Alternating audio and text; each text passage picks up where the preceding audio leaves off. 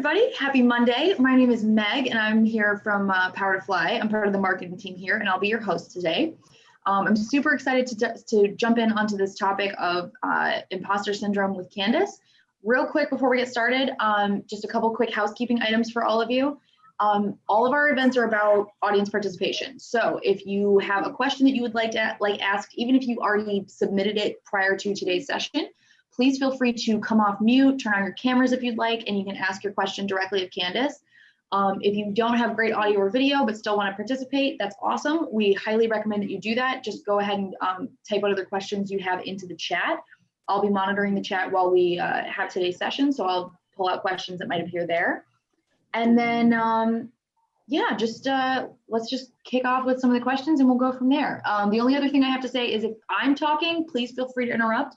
But if Candice or another group member is talking, please try not to interrupt those people. Other than that, let's just get started. So Candice, thank you so much for joining us. Would you like to introduce yourself to the group so everybody has an idea of kind of what you do and why you're joining us to talk about this topic today? Thank you for having me here, Megan. It's a pleasure being here. So I lead program management at Roku. I've been in tech and software development, in consumer software development for my whole career, which has been 15 years in tech. I started out at Microsoft and then moved over to Google, and now I'm at Roku leading program management at the enterprise engineering team.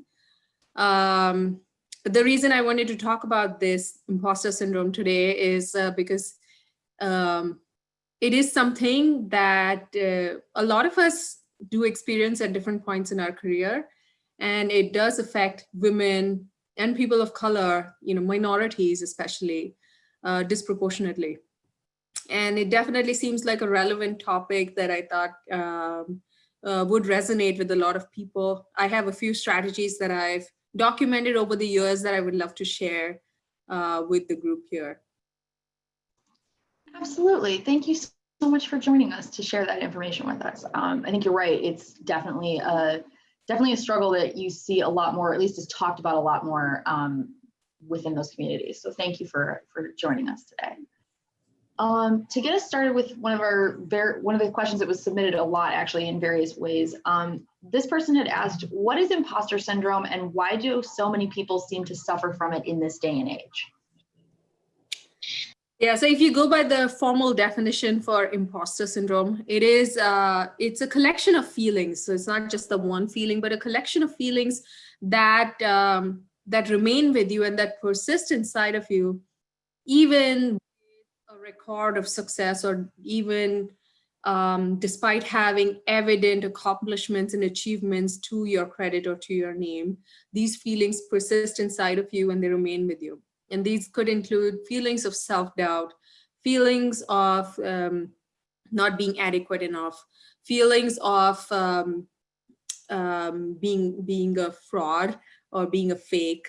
So these are, the collection of feelings that kind of manifest themselves as imposter syndrome.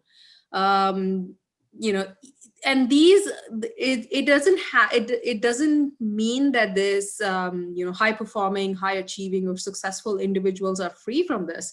This is something that afflicts pretty much, it doesn't matter how much you've succeeded or how many things you've done that you have to your credit, because, this imposter syndrome feelings, they kind of, tend to rear their head, for many different types of individuals. And it's not directly correlated to a lack of self-esteem. It's not directly correlated to a lack of self-confidence. So you might be really confident, but there's times in your career or times in your life where these feelings might kind of rear themselves up and take you by surprise. There's been a bunch of research around imposter syndrome and why it happens and why it tends to happen to people who are high achieving and who are successful in their field. And a lot of research has correlated imposter syndrome to perfectionism. So the people who are driven to be, to have perfectionism in every aspect of their life, so sort of trying to when you see this, the high achieving individuals, you kind of tend to see the perfectionism traits that that they carry with them. And this perfectionism sometimes leads to the downfall, which is where, you get these feelings of imposter syndrome, because it's very hard to achieve perfectionism in every facet of your life. And when things don't turn out to be as perfect as you want them to be, that's when you almost kind of tend to link them to the feelings of self-doubt. Common thoughts that these are common themes that people tend to, the narratives that people tend to say to themselves are, I have to succeed at this one task or I'll be found out. Or I cannot fail at this project, because then they'll know that I'm a fake. Or this is one type of the narrative that people tend to tell themselves. The other one is not attributing any success to themselves, but attributing it to some third part, something else. So, oh, that was just luck, or that was just my good fortune, and that's why everything lined up really well, and that's why this project was successful. Instead of attributing it to all of the hard work that you likely put in to make the project a success. Kind of saying that, oh, there's all these other people on the team that really did a good job, and that's why this project was a success. Instead of kind of, realizing and recognizing your own contributions to that project.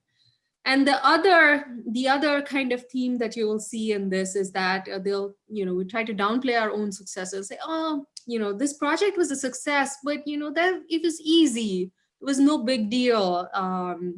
So even if it was successful, it wasn't that hard to begin with. So it's not that it's not like a feather in my hat, or it's not something that I need a pat on the back for. It's just something that just worked itself out. So those are sort of the themes or narratives that people that suffer from imposter syndrome would kind of tell themselves. And this, you have your own voice, your internal voice, and these are the things that when your internal voice is telling you these things is when you should recognize that, oh, wait a second, take a pause and think, is this true, or is this because I feel like an imposter in this job that I'm in, and why is that happening? So that's kind of what imposter syndrome is and why it tends to happen. And then when you start hearing these themes, then you start thinking, well, why is it that women or minorities or people of color, why do they have these feelings or recurring thoughts that show up, that manifest itself in them? And it all goes back to, there's a bunch of research that's been done around this. It could go back to the nature versus nurture. So there are some things that just, kind of relate themselves back to how you were raised, and how you're conditioned by societal norms, how you're conditioned by the people that you grew up with. What are the things that you hear and see and observe as you're growing up that kind of tend to influence your worldview and your place in the world? And that's where, all of these things kind of link themselves up in really weird ways to how we're raised, and who we are as people. And it's a really interesting it's a really interesting thing that does happen to people. But there's ways to overcome it. There's strategies that I've tried that have worked for me, and also strategies that I've tried to collect from other people in the field that have been open and honest about imposter syndrome and talking about it. It's all about changing your inner voice, kind of retraining yourself, reprogramming yourself to overcome these feelings. That's a really good way of looking at it, is that you're trying to retrain instead of kind of like kicking yourself for having these thoughts. Just think, no, it's all about retraining, about kind of rethinking how you frame your own accomplishments in your own mind. I know that at least from PowerToFly, we're very big on teamwork here. We're very big on everybody supporting everybody else. And so it can be very easy, despite all the, the accolades that people, kind of like kudos that people will throw at you, it can be very difficult to say thank you to that and not immediately demur to, oh, well, the team helped, or, oh, I had really great support from these, these teammates or something. But you're right, it is very important to not only own your own when the team is successful at something, but very much own when you are successful at something, especially something that you've worked very hard for. This person had submitted a question saying, how do I feel confident in communicating my unique skills and personality to others? And that I feel like is especially hard, especially when you're getting into like a get to know you phase or joining a new team. It can be really difficult to sort of toot your own horn when it's not immediately after something that's been a very good accomplishment. It can be very hard the longer time has gone on, or even just, kind of talking to somebody else who maybe wasn't involved in that project about something that you've done well. So do you have any tips for this person about how they can help kind of better communicate their skills and where they shine to other people? So the way I look at this is, this is a challenge that pretty much all of us face, and I faced myself, is that how do you know when you're going from the area of owning my accomplishments versus going into the almost like the bragging mode of communication, which we want to stay away from. So the way I tend to frame my accomplishments is in terms of, what are the successes that I was able to drive at, with the project that I did, or what was the impact of the work that I did. So instead of saying, that,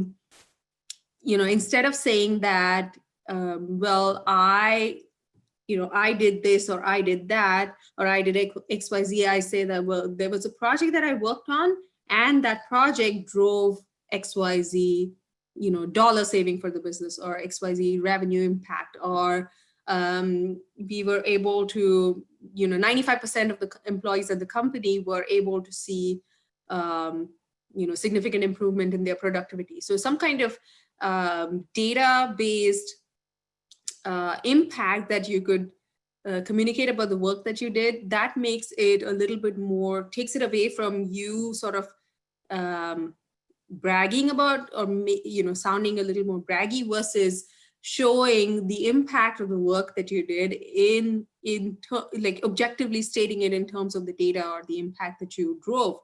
And that kind of, it makes it easier for me to communicate the work that I did, because it's not about me tooting my own horn, but actually talking about the impact that the work had to, on the area of the business that I was helping out with.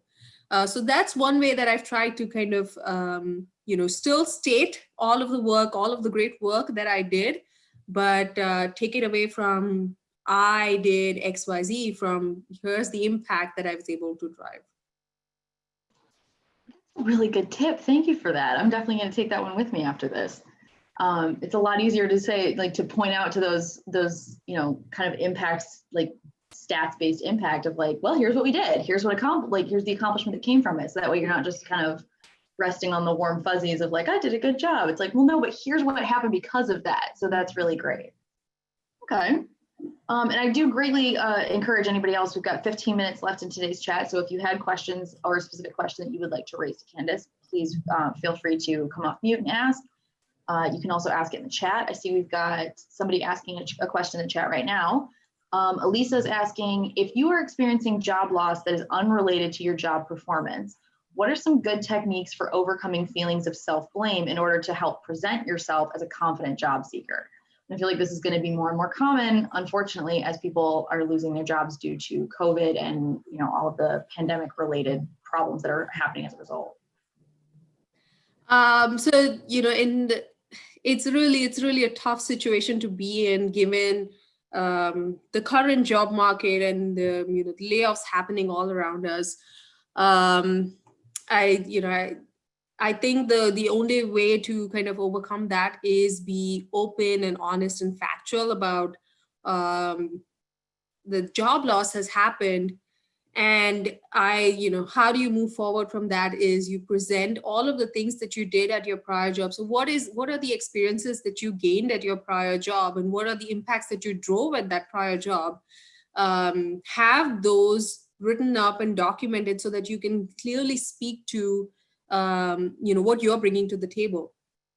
So it is, I'm not going to sugarcoat it, because experiencing a job loss is definitely a big blow and a big thing for somebody to take, emotionally, mentally, and even professionally. And there, it's just like with any setback in life. You have to, you kind of have to go through the stages, and once you reach the stage where you kind of accept it, and then you have to figure out, well, what's your strategy and how you're going to move forward, is when you think about, well, how do I frame this as, how do I turn this negative that has happened to me into a positive?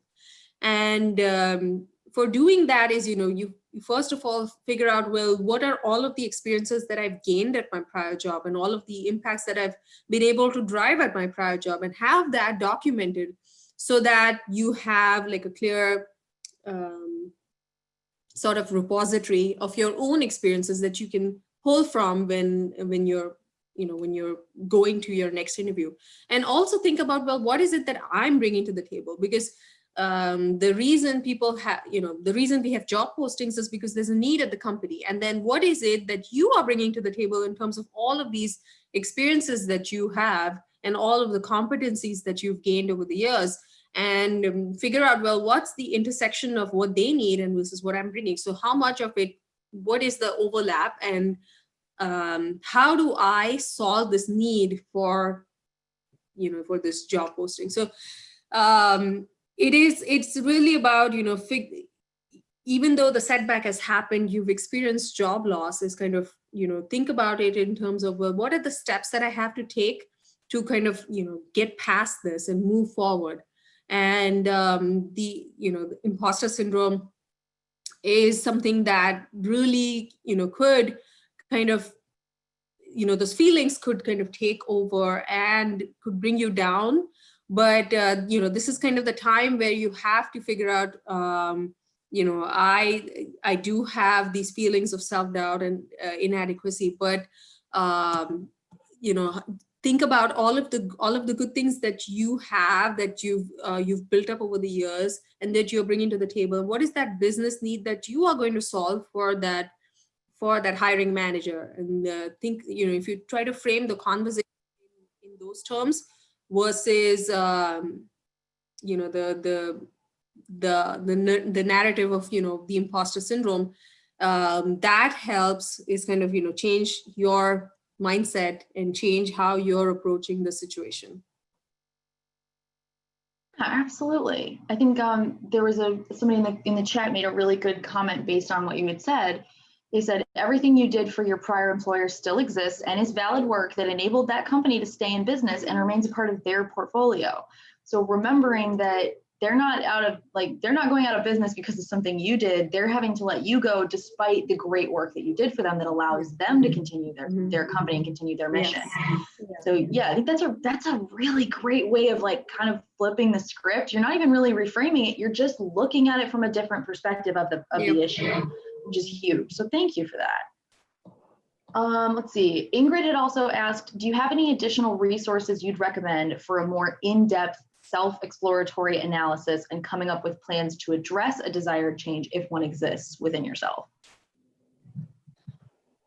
So I haven't done any kind of formal classes or courses on this. When I was at Google, imposter syndrome is actually a pretty big deal there. It's surprising that you think that people at Google, they're really good at what they do, but imposter syndrome is everywhere you look. And it's a big, it's one of those topics that's talked about quite a bit. So we did have internal resources at Google to kind of help combat the feelings of imposter syndrome that tend to happen.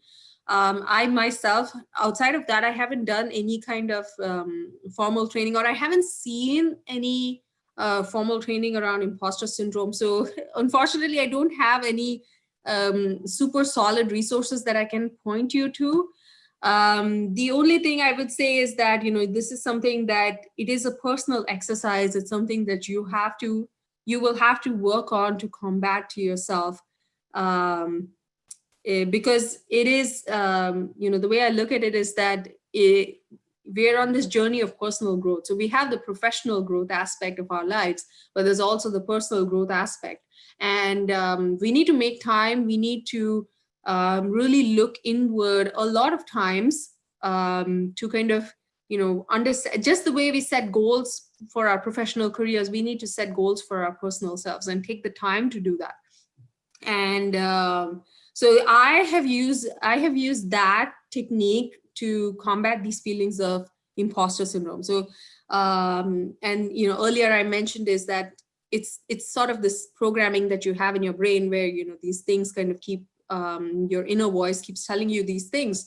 So it's really about rewriting that program that you have, reprogramming yourself almost.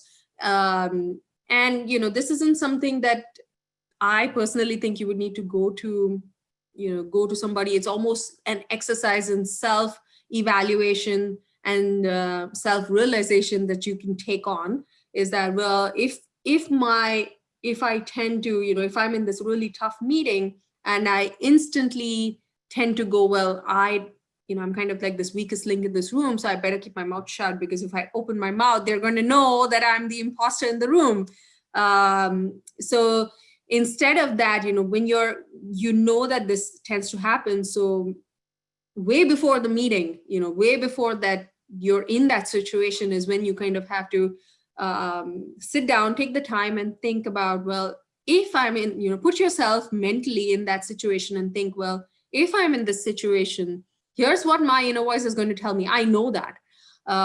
So that's where you have to say, okay, I'm going to retrain myself, and I'm going to say, well, I might not know all of the things that all these great people in the room are talking about, but that doesn't make my voice any less valid or make my points any less, legit. So it's just a matter of kind of retraining yourself, reprogramming all of these narratives that you have, being aware of the feelings that come up with the imposter syndrome, recognizing them and tracking them. So first of all, and well, when does this happen to me? So for me specifically, it happens in these meetings. I'm in meetings pretty much all day, every day. I'm expected to drive a lot of these meetings. But there's many times where I'm in meetings that I don't know everything about the project that's been, I don't know everything about the domain that we're talking about. And, there's other people in the room who are real experts in this and who have years and years of expertise in those domains. And so identifying when these feelings of imposter syndrome pop up and tend to pop up, for me, it's the meeting. For other people, it might be another type of situation. So trying to, tracking these feelings and when they happen, when these situations happen, and kind of associating those with these feelings of imposter syndrome. So that, okay, I feel like this, and this is because of imposter syndrome. And then figuring out, well, how do I rewrite my mental program that I know that in this situation, this is what my inner voice is going to tell me. So how do I retrain myself so that, if I'm in that situation, I should be telling this to myself versus my usual narrative of the imposter feelings. Yeah, and actually you're setting off quite a slew of comments in the Zoom chat here. It's really kind of amazing to see people very much identifying with what you're saying. We've got people I want to caveat that the one thing that I want to caveat is that, it is normal to not feel 100% self-confident all the time. I mean, if you are a person, that's not normal. Is that if you're 100% self-confident, that's another problem, a whole different problem. But it is, we're all in the situations in our life every day where we're not going to be 100% confident, and that's totally fine. It's totally normal. It's the times where that kind of overtakes your thought and your thinking is when it could really, be sort of detrimental to yourself. anytime I catch myself when I'm thinking like, oh, I have nothing to contribute to this conversation. So I get reframe it in my mind and I say, it's just the fact that I feel useless right now in this conversation doesn't mean that I'm really useless. I do have something to contribute. It's just that maybe in this conversation, I'm here to facilitate this conversation versus driving the conversation. So kind of, flipping it around, figuring out what is it that you can, how you can get these, kind of things that keep repeating to yourself and reframing them that it's normal, it's totally fine. And nobody in that meeting, for example, everybody in that meeting has times where they don't feel 100% confident about everything. Yeah, I think that's a really great call out, is that you don't have to, even if you are trying to, striving to be the best person you can in your team, your organization, your department, whatever, you don't need to be the leader on every single team, right? You don't need to be the leader or the driver in every single meeting. I think that's a really good point to make, Candice, is that like every plan that's going to be executed, there needs to be somebody that came up with the plan, but there also needs to be people that are helping execute that. And if that is your role and that's what you're doing in that specific instance, it doesn't make your contribution not valid. If anything, that's more important, because you can have all the great ideas you want, but if no one else is helping implement them, it's going to be a really hard time getting anything done. So yeah, that's a very good point to make. I also super want to call out anybody that hasn't been reading the comment section. Go check that out. That's amazing. I'm really loving the ideas you guys are sharing about how to attack that question of, well, why did you get let go? Let's see, there were a couple people that made really good points. Like Ingrid made a very good point that if you kind of attack that question head on and say, oh, I'm really glad you asked, here's some of the reasoning why, then you can kind of address the question, not feel like you have to tap dance around it. And I think it's probably a pretty likely guess that the interviewer is less likely to dwell if they think you have nothing to hide. This is what you're discussing. End of story. We did have one more. Oh, go right ahead. Sorry. Another thing that really helps is, finding like a trusted confidant or a mentor or a friend or your partner or your manager, even somebody that you trust and you can have an open dialogue with about these feelings that keep happening. Is that rather than brooding on your negative thoughts and these feelings of self-doubt, it really helps where you can have like an open dialogue with somebody else and get another perspective, because many times it's our self perspective and our self view is far different from how others view us. And so getting that other person's like a non-judgmental view into how the other person across the table is viewing you, that helps immensely with combating some of these feelings. And just kind of being able to talk it out sometimes helps with even with like for me, for example, is talking it out is one way I process things.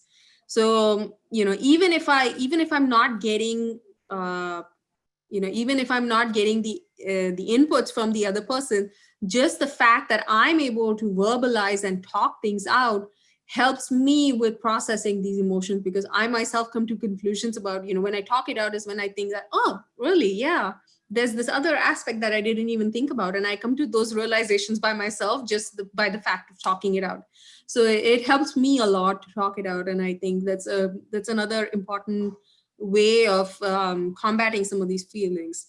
And then, just being kind to yourself, kind of giving grace to yourself is, you're not, there's going to be failure. Our careers are a marathon, not a sprint. So there's going to be failures along the way. There's going to be setbacks. There's going to be job loss. There's going to be times that you are passed up for a promotion and there's somebody else on the team who gets the promotion, even though you put in all of the hard work.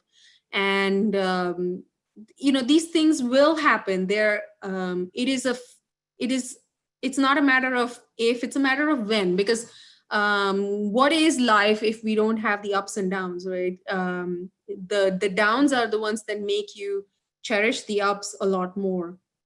So nobody's perfect. Everyone goes through failures. Everyone makes mistakes. So when you make the mistake, or when you experience the failure, when you experience the job loss, Be kind to yourself, give yourself grace, and be okay with the fact that you're experiencing the failure, or just because the failure happened to you doesn't make you a failure. So, kind of, being kind to yourself is super important, because, you just have yourself in this world, right? It's my first duty is to myself. Everybody else, there's all of these other people that probably depend on you, but your first duty is to yourself. And so if you aren't taking care of yourself, if you aren't practicing self-care, if you aren't being kind to yourself, you're not going to get that from outside. You have to get that from inside. And so absolutely being kind to yourself is another thing that I've learned over the years. It's not something that comes easy to many of us, especially those of us who strive for perfection and strive for excellence with everything that we do. But really, kind of giving yourself that much, that grace to be okay with making mistakes, to be okay with failing, will help your own mental health, and on the long term get rid of some of these feelings of imposter syndrome. Absolutely. I think you're right. It's a very good note to end on, is that being kind to yourself is huge. Like, you can't really expect others to do it if you're not.